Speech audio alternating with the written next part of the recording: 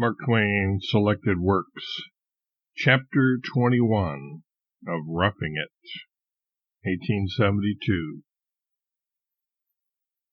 We were approaching the end of our long journey. It was the morning of the 20th day.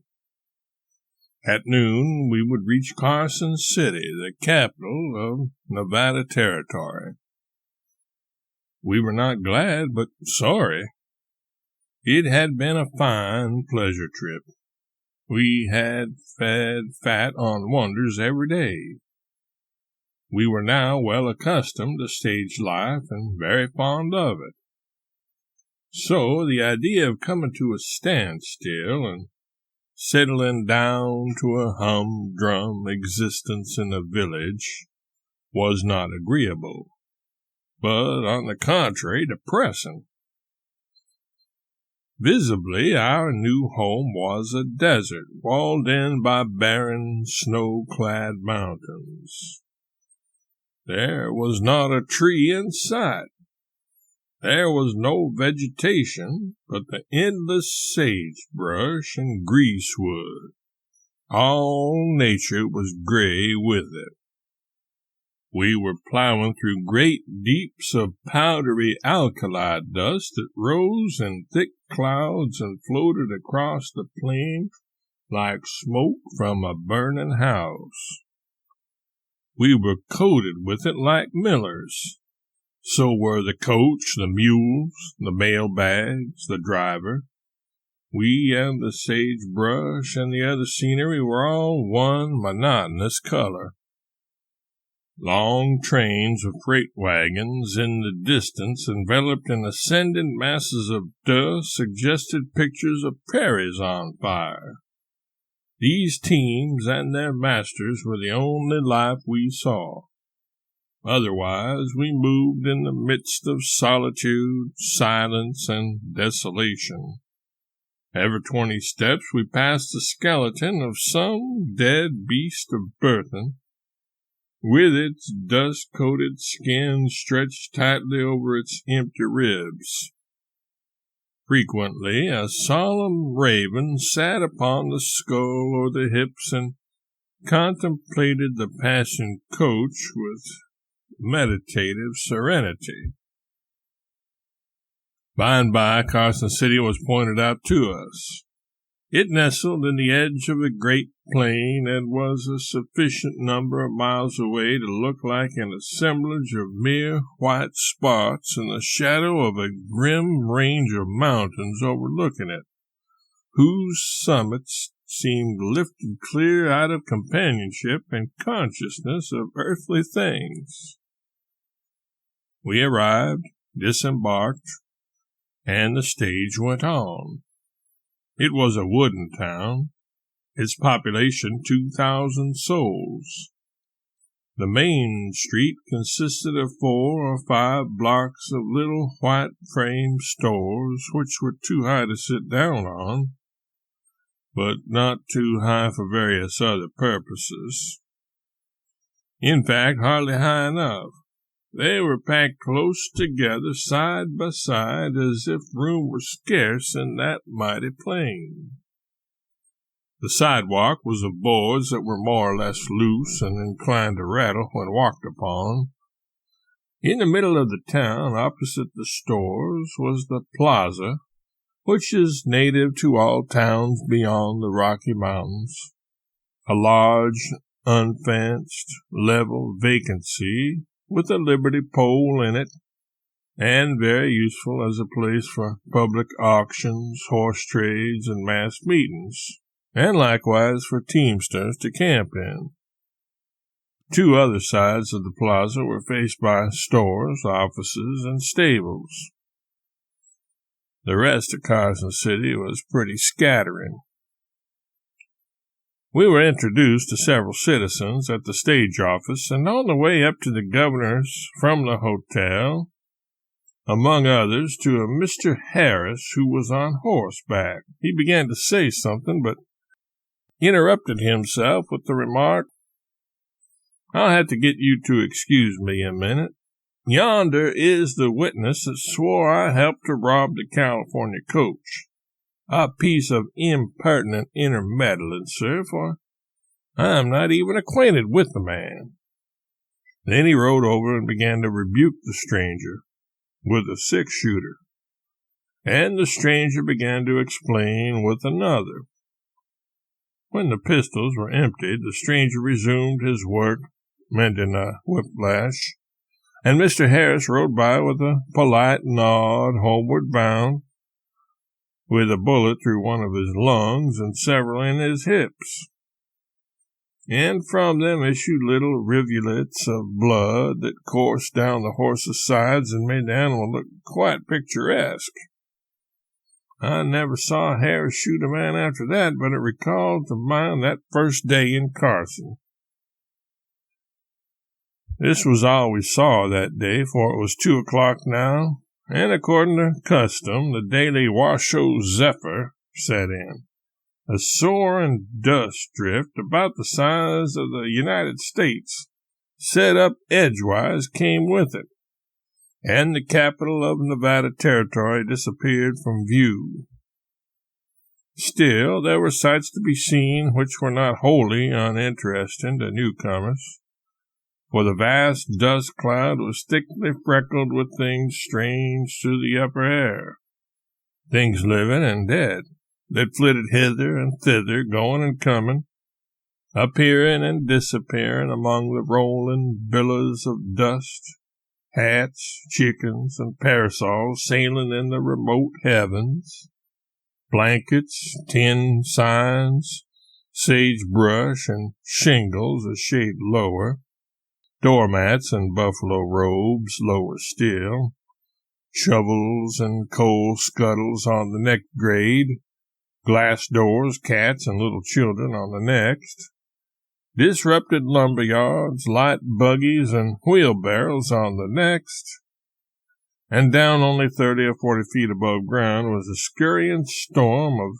emigrating roofs and vacant lots. It was something to see that much. I could have seen more if I could have kept the dust out of my eyes. But seriously, a Washoe wind is by no means a trifling matter. It blows flimsy houses down, lifts shingle roofs occasionally, rolls up tin ones like sheet music, now and then blows a stagecoach over and spills the passengers. And tradition says the reason there are so many bald people there is that the wind blows the hair off their heads while they are looking skyward after their hats. Carson streets seldom look inactive on summer afternoons because there are so many citizens skipping around there, escaping hats, like chambermaids trying to head off a spider. The Washoe Zephyr, Washoe is a pet nickname for Nevada, is a peculiar scriptural wind, in that no man knoweth whence it cometh. That is to say, where it originates. It comes right over the mountains from the west, but when one crosses the ridge, he does not find any of it on the other side. It probably is manufactured on the mountaintop for the occasion, and starts from there. It is a pretty regular wind in the summertime. Its office hours are from 2 in the afternoon till 2 the next morning, and anybody venturing abroad during those 12 hours needs to allow for the wind, or he will bring up a mile or two to leeward of the point he is aiming at. And yet the first complaint a Washoe visitor to San Francisco makes is that the sea winds blow so there. There is a good deal of human nature in that. We found the state palace of the governor of Nevada Territory to consist of a white frame 1-story house with 2 small rooms in it and a stanchion-supported shed in front for grandeur. It compelled the respect of the citizen and inspired the Indians with awe.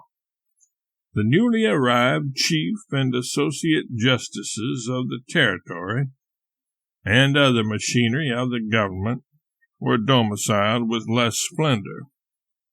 They were boarding around privately and had their offices in their bedrooms.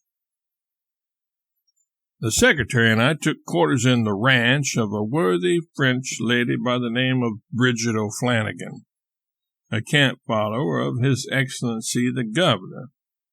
She had known him in his prosperity as Commander-in-Chief of the Metropolitan Police of New York, and she would not desert him in his adversity as Governor of Nevada.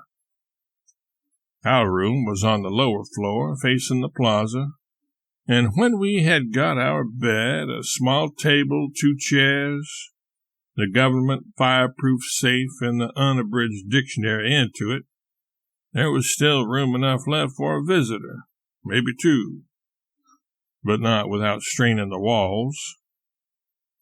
But the walls could stand it, at least the partitions could, for they consisted simply of one thickness of white cotton domestic, stretched from corner to corner of the room. This was the rule in Carson. Any other kind of partition was the rare exception.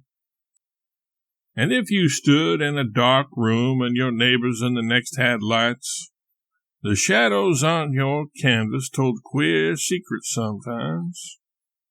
Very often these partitions were made of old flour sacks basted together, and then the difference between the common herd and the aristocracy was that the common herd had unornamented sacks, while the walls of the aristocrat were overpowering with rudimental fresco. In other words, red and blue mill brands on the flour sacks.